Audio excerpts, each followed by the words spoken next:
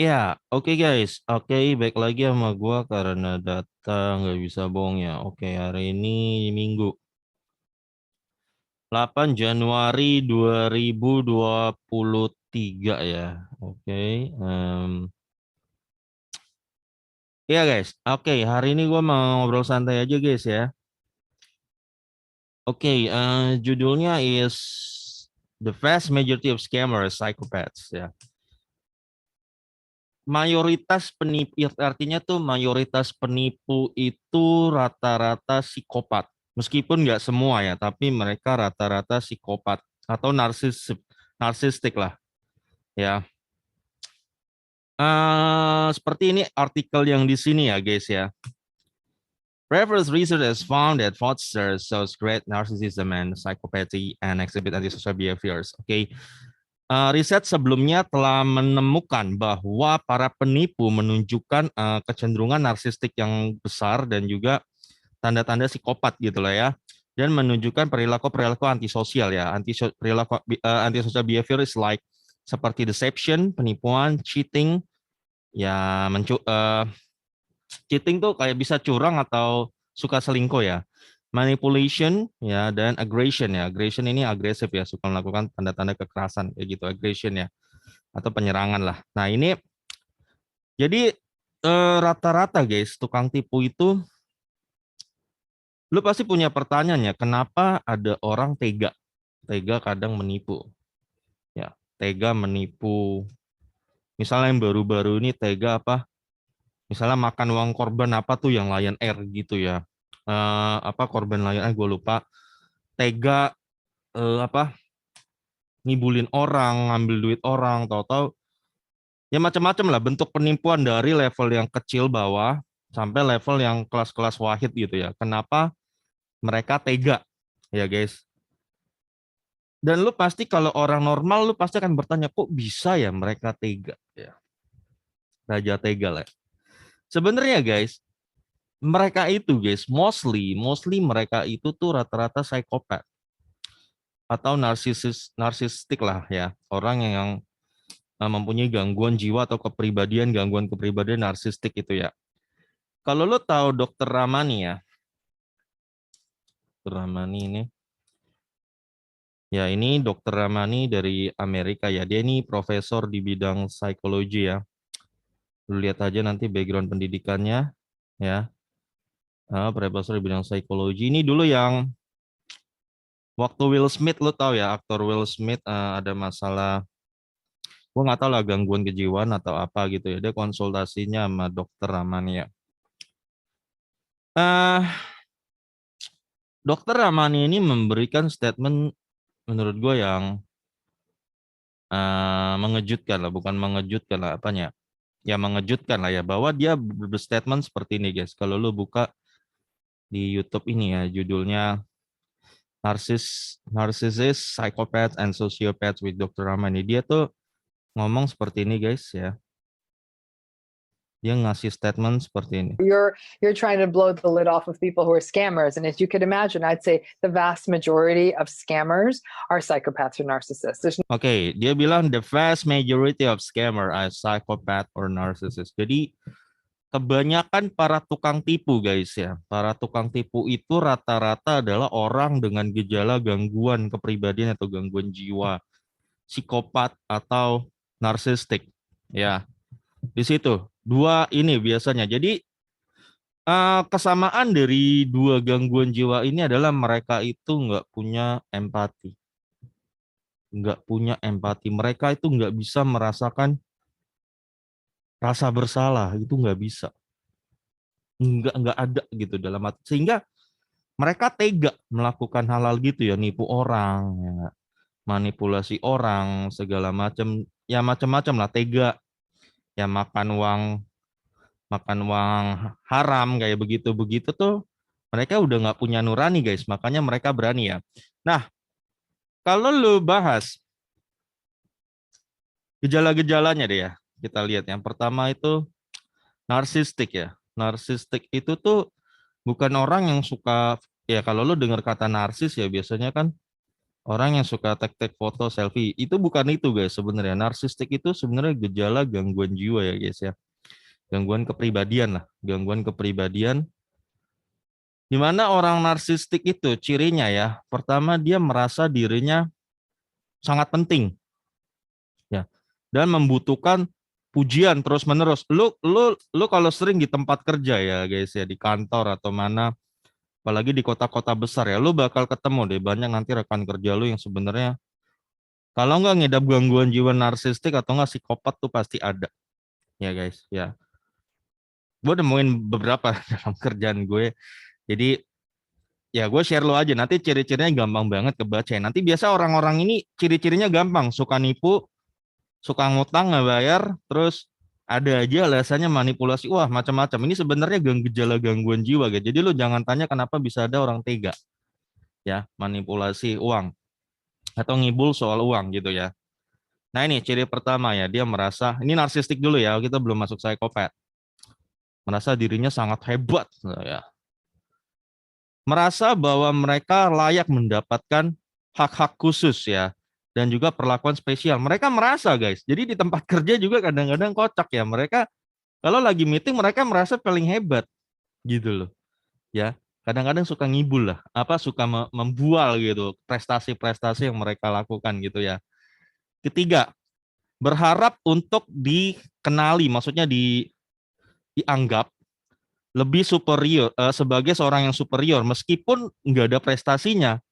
Jadi nih lucunya orang-orang ini karena gangguan jiwa ya guys, maklum karena orang ini nggak normal gitu, orang-orang ini nggak normal. Mereka merasa mereka tuh harusnya dihargai sebagai seorang yang superior gitu. Padahal mah prestasi mereka nggak ada apa-apanya, nggak ada prestasi sama sekali gitu. Tapi mereka suka merasa, wah gua nih superior ya.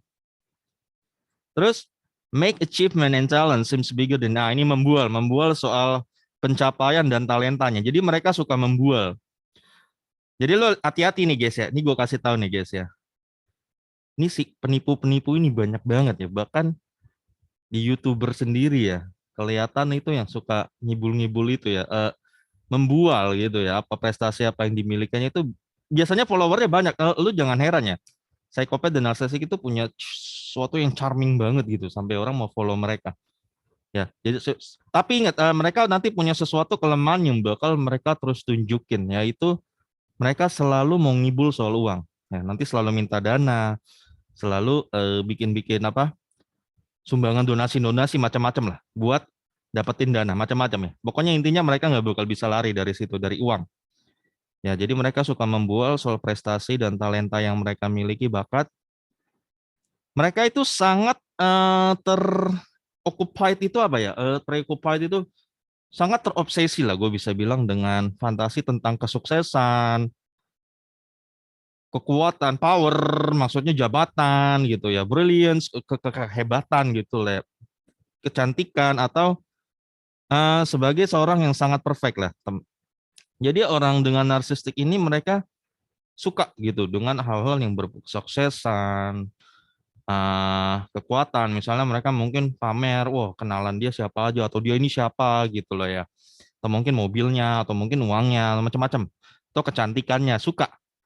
Dengan hal-hal yang begini mereka itu suka ya. Percaya bahwa mereka itu lebih hebat daripada orang lain dan hanya bisa menghabiskan waktu dengan orang-orang atau yang dianggap sebagai orang-orang yang spesial. Mereka merasa bahwa mereka pantasnya itu ada di kalangan orang-orang yang spesial. Ya, mereka merasa ya. Jadi gini guys, kalau orang narsistik itu lucunya gini. Lu misalnya ada di meeting ya. Lu di meeting, kalau orang normal kan paling dia merasa biasa aja ya, guys. Wah, gue di meeting ya. Biasa aja gitu kan ya. Tapi kalau orang narsistik enggak. Dia ketika ada di meeting dia udah merasa begini guys. Gue yakin semua orang yang di dalam hatinya dia begini. Gue yakin semua orang saat ini sedang natap gue. Sedang mengagumi gue dan yang percaya bahwa gue adalah orang yang spesial. Ini gangguan jiwa ya guys. Jadi lu nggak bisa lu jangan heran kenapa mereka berpikir begitu. Dan dia bilang begini. Dia dalam hatinya akan pikir begini. Gue yakin semua orang yang ada di meeting ini lagi menunggu pendapat gue. Lagi menunggu apa ide gue, dan gue percaya ketika gue lagi ngutarin ide gue mereka akan bertepuk tangan dan percaya bahwa gue lah yang hebat. Ini serius, ini orang narsistik kayak gini guys ya.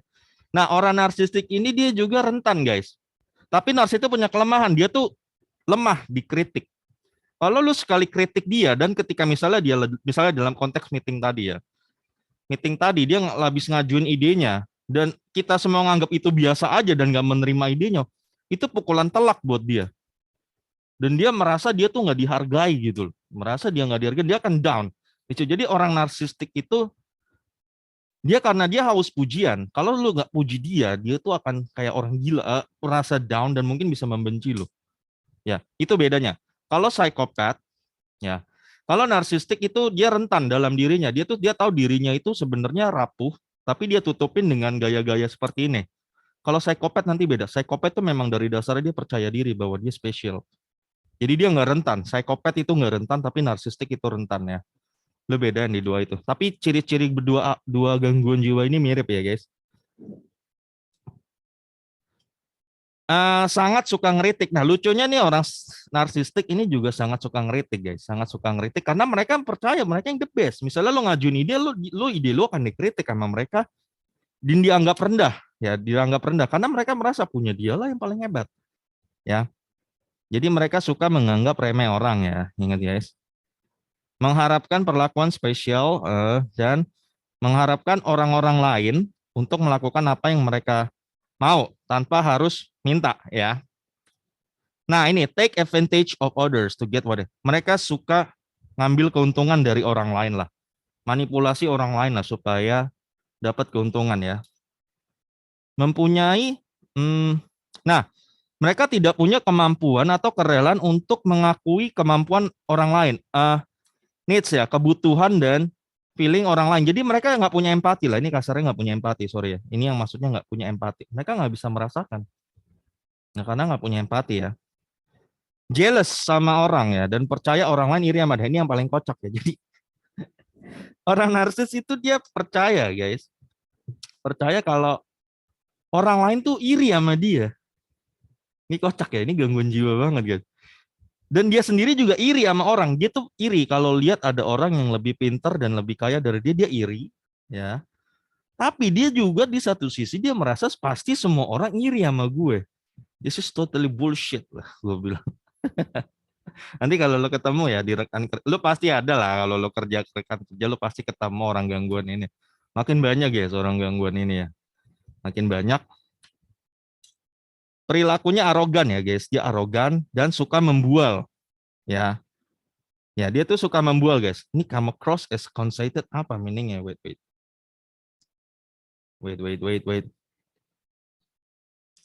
Ini apa? Oke. Sorry guys, ini gue juga. Ya congkak lah ya. Jadi mereka suka berperilaku arogan dan suka membual dan suka conceited itu arogan ya, congkak lah, bertingkah congkak lah intinya. Ini gue kurang paham cara nerjemahin gininya. Pokoknya ini conceited congkak ini ya. Jadi mereka ini juga orangnya arogan ya guys, suka membual dan insist on having the best of everything. Selalu bersikeras bahwa mereka itu yang terbaik ya. Selalu ingin punya hal-hal yang terbaik lah, misalnya mobil yang terbaik atau kantor yang terbaik. Nah, ini guys, ciri-ciri narsistik ya. Narsistik ini sama, jadi cirinya itu ini gangguan jiwa banget guys. Ya, dimana mereka sendiri juga nggak nyadar mereka tuh gangguan jiwa ya guys. Jadi, tapi mereka intinya orang narsistik ini nanti akan menunjukkan perilaku manipulasinya dia. Endingnya dan selalu suka dengan hal yang berbau uang, kekuasaan, ya seks, ya ya kayak gitu guys. Intinya suka manipulasi. Kalau mereka bisa dapetin itu mereka merasa sudah menang. Ya guys, merasa sudah menang dan makanya dia selalu pasti punya masalah keuangan. Ya, suka ngutang dibayar. Kenapa mereka nggak bayar? Habis ngutang karena mereka nggak punya empati kan, nggak punya rasa tanggung jawab. Nah, mereka merasa ya mereka layak diperlakukan seperti itu. Kenapa mereka ngibulin orang? Ya itu perilaku manipulatifnya dari mereka. Ya, nah itu dari narsistik ya. Kalau dari psikopat, ya psikopat tuh sebenarnya hampir sama guys dengan narsistik ya. Intinya, ya kalau ciri-ciri psikopat ya, perilaku yang suka berkonflik dengan norma-norma sosial ya, suka melanggar peraturan, tidak menghormati atau suka melanggar hak-hak orang lain. Ini psikopat. Ketidakmampuan untuk membedakan mana yang benar dan salah. Mereka nggak bisa bedain karena nggak punya empati. Ingat ya, narsistik dan psikopat sama-sama nggak punya empati. Kesulitan untuk menunjukkan penyesalan atau empati. Nggak punya penyesalan lah basically. Tendensi to lie often, kecenderungan untuk sering berbohong. Ya, jadi narsistik juga sama, cenderungan untuk sering berbohong, manipulating and hurting others, ya, suka memanipulasi dan menyakiti orang lain, recurring problems with the law, terus-menerus punya masalah dengan hukum, ya.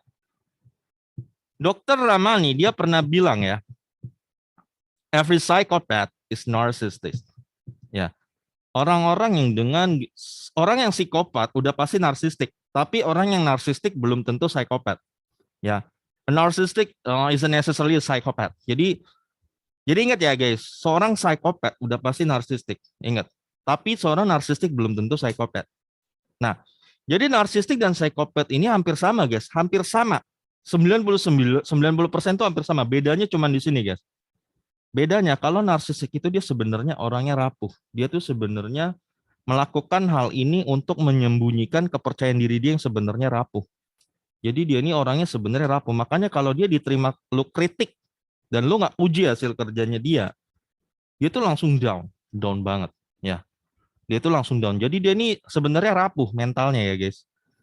Ya, kalau psikopat, orang-orang dengan psikopat enggak guys. Orang-orang dengan psikopat itu dia percaya diri, dia tuh nggak ada kerapuan dalam dirinya, dia percaya diri, dirinya spesial, betul-betul percaya diri. Ya guys, dan orang-orang psikopat ini biasanya charming ya guys. Ya, dia tuh charming, sangat menawan. Orang psikopat ini biasanya charming ya guys. Menawan, jadi tuh orang gampang suka justru sama dia. Ya guys, nah lo hati-hati guys ya. Kenapa para penipu sukses? Selalu lu lihat lah, kenapa sukses makan korban. Justru rata-rata penipu itu orangnya mungkin ganteng-ganteng guys. Ganteng-ganteng, berkarisma, ya enggak? Ya cantik-cantik ya mungkin ya. Ya justru itulah sign of psychopath. Makanya mereka bisa nipu banyak orang itu ya guys ya. Psychopath are often highly engaging ya, witty, charming, and fun to be around ya. Jadi mereka sangat disukai lah. Kalau psikopat itu hadir dalam circle lo, mereka orang ini gampang disukai. Tapi ingat guys, baik psikopat dan narsistik itu dia punya kesamaan bahwa suatu hari mereka pasti akan ngibul soal uang. Intinya akan manipulasi lu soal uang. Ya berusaha mungkin mau misalnya ngibulin lo, mau minjem duit, wah bapak gua sakit ya gini-gini, ngibul-ngibul bikin cerita banyak lah untuk ambil kesempatan uang itu dari lo. Ya atau bikin cerita-cerita bulan-bulan bullshit apa gitulah ya untuk bilang bahwa intinya dia pengen ngambil uang daripada lo. Itu adalah ciri yang nggak bakal bisa dihilangin oleh psikopat and narcissistic ya guys ya. Itu lo ingat aja, dia pasti akan dua gangguan jiwa ini pasti akan endingnya mau apa ya, ngambil keuntungan daripada lu soal uang. Itu ya guys. Research terbaru guys yang terakhir ya. Kalau lu tahu istilah financial psychopath. Ya, ini artikel ya, Psychopath on Wall Street. Nah, ini yang bikin gua ngeri ya, guys. Kadang-kadang ya. Nih, shocking statistic about psychopath on Wall Street ya. Inilah hati-hati biasanya yang tadi gue bilang. Psychopath itu senang ada di bagian yang berbau uang. Ya, itu senang banget dan narsistik ya, dua-dua itu senang banget. Ya ini, shocking statistic jump out at us from the articles. Nih, indicate that about 1% of the general population can be categorized as psychopathic. Ya, mengindikasikan bahwa sekitar 1% dari penduduk umum ya bisa dikategorikan sebagai psikopat lah, memiliki ciri-ciri psikopatik lah.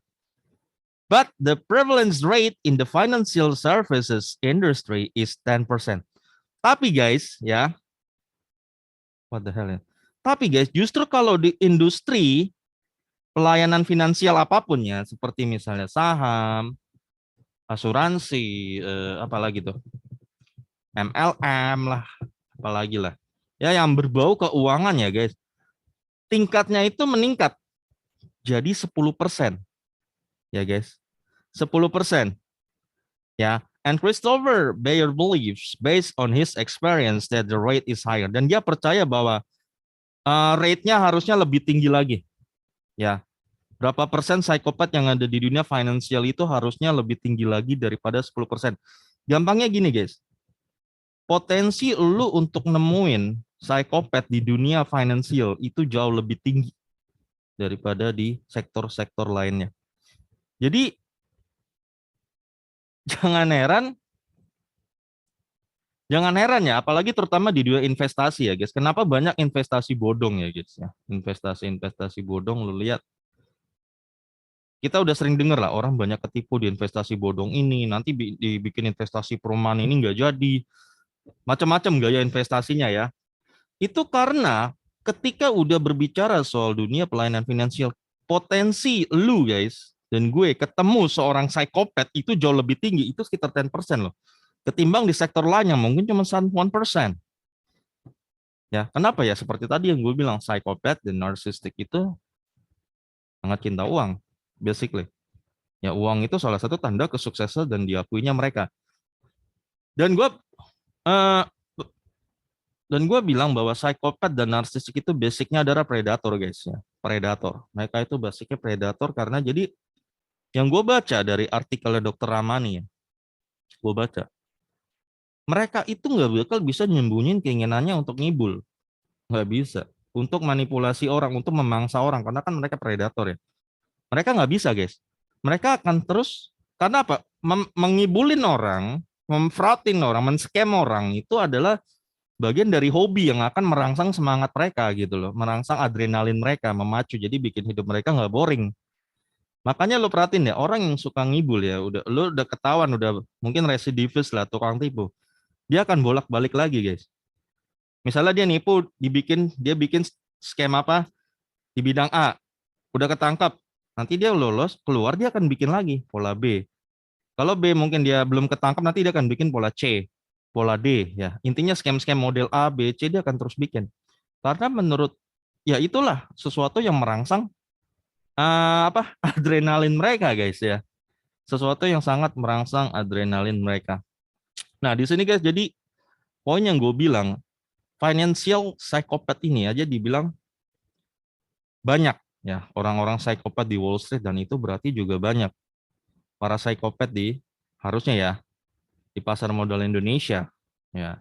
Makanya ada vendor yang bisa dengan tega membantai, bisa ada ya. Nah, itu dari situ aja kita udah tahu guys, nggak mungkin orang itu basically punya nurani, basically nggak mungkin. Dan lo nggak perlu nanya lagi kenapa ada orang tega nipu. Ingat ya guys, kita ini adalah negara Indonesia, ini adalah negara paling dermawan nomor 1 di Indonesia. Ya, Indonesia ya, negara paling dermawan ya. Justru karena inilah guys ya, karena Indonesia adalah negara paling dermawan di Indonesia. Hal ini ya, ini di satu sisi bisa jadi hal yang sangat bagus ya guys ya. Tapi di satu sisi ini juga bisa jadi rawan gitu, karena dimanfaatkan orang ya, para psikopat-psikopat tadi. Ya. Misalnya tinggal bikin, makanya gue kadang ya suka maaf nih ya, kalau nongol acara galang dana di FB iklan itu ya, wah misalnya pakai foto-foto yang menyedihkan gitu kan, foto-foto yang menyedihkan, wah supaya kita sumbang dana ke mereka gitu kan. Gue nggak pernah percaya sih gitu-gitu, nggak pernah percaya gue. Tapi mereka tahu, karena orang Indonesia itu lu kasih aja muka-muka kasihan, doa donasi akan orang pada menyumbang. Itu tahu, makanya kan sekarang ada kasus kan, penyalahgunaan dana sumbangan ada. Kayak gitu-gitu lu jangan heran guys, di negara kita yang paling dermawan ini gampang banget dimanfaatkan oleh oknum-oknum ini ya guys ya. Oknum-oknum ini basically ya, orang-orang psikopat dan narsik ini basically nggak peduli sebenarnya soal moral. Mereka akan halalin segala cara apapun lah. Mungkin dengan tameng agama bisa, Malah gampang, mereka malah seneng guys dengan tameng agama guys ya. Ya, jadi sehingga susah disentuh hukum kalau udah bawa-bawa agama dan they will do it. Ya, dengan tameng-tameng agama itu mereka akan lakukan. Makanya banyak lu lihat kan. Di agama gua karena minoritas mungkin nggak terekspos guys, tapi kalau secara persentase sama lah. Sama. Banyak juga pemuka agama di agama yang kayak begitu ya, mainin ayat gitu kan, mainin ayat untuk mengeruk keuntungan ya. Basically mereka psikopat basically. Nggak peduli sebenarnya itu hanya tameng aja. Mereka gampang banget ngomong-ngomong Tuhan, Tuhan, Tuhan. Tujuannya menipu. Gampang buat mereka, mereka nggak punya hati nurani. Jadi sebenarnya karena agama-agama minoritas ya, mungkin nggak terlalu terekspos, tapi persentasenya sama. Persentasenya sama. Ya guys, sama aja semuanya menurut gua. Nah hati-hati, makanya hati-hati kalau menurut gua, kalau orang udah pada bawa-bawa terlalu charming gitu ya, terlalu charming, dan mereka nggak bakal segan gitu untuk bawa-bawa hal-hal yang berbau religion. Ya guys, gua rasa sampai sini aja curcol gue ya guys. Ini karena gue baca aja berapa artikel dan gue rasa mungkin semoga bermanfaat ya bikin-bikin hal begini. Oke, gue rasa sampai sini aja guys untuk pembahasan kita di saat ini ya guys. Gila 10% loh ya guys di financial service financial.